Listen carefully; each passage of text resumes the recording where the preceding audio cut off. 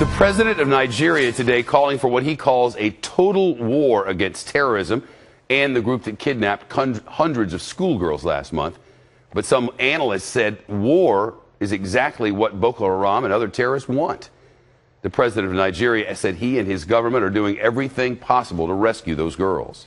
Have instructed our security forces to launch a full-scale operation to put an end to the impunity of terrorists on our soil. I assure you that Nigeria will be safe again and that these thugs will be driven away. Driven away. But a defense official tells Fox News the kidnapping is already a big win for the thugs, as they put it, because all the attention will help them recruit and raise money. Meantime, there's word of yet another attack in a Boko Haram stronghold. According to multiple reports, gunmen on motorcycles yesterday killed dozens of people in this northeastern Nigerian village here. Investigators have blamed Boko Haram for more than 200 deaths in just the past month. Let's bring in Dan Hampton, a retired U.S. Air Force fighter pilot. He spent years working in counterinsurgency terrorism and joins us live. I don't know where you start with this thing. If declaring war on them doesn't work, if going in to try to get the kid, if giving them a ransom, I mean, what do you do? Yeah, you know, Shep, if they were going to declare a war, then they should have done it 5 years ago or so, when Boko Haram ceased to be an ideological group and started to get violent the way that it is now. Frankly, as you said, you know, it's a mess. The official you quoted is right. These guys are just a bunch of punks and thugs. But unfortunately, they're roaming around up there in about 150,000 square miles of some of the most inhospitable country in Africa.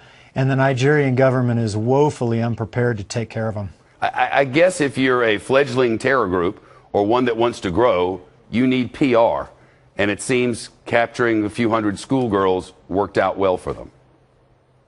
Yeah, and I have to point out that they're not the only group up there. There's Al-Qaeda in the Maghreb up on the other side in the Sokoto province.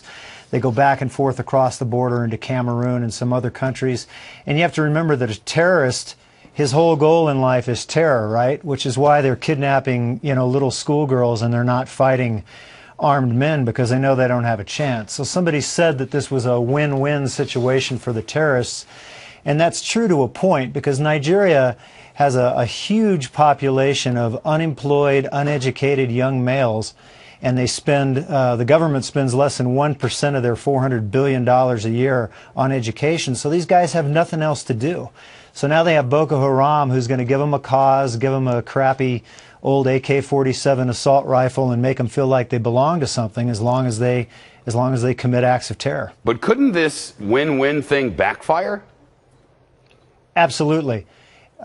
If enough of a backlash occurs, if the government of Nigeria swallows its national pride and realizes that they can't do this alone and they need outside help, and if the people, the local population, decide, hey, enough is enough, they could rise up. They could have these vigilante groups that we've heard about.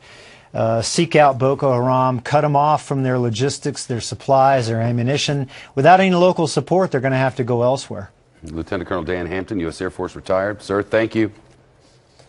Thanks, Shep.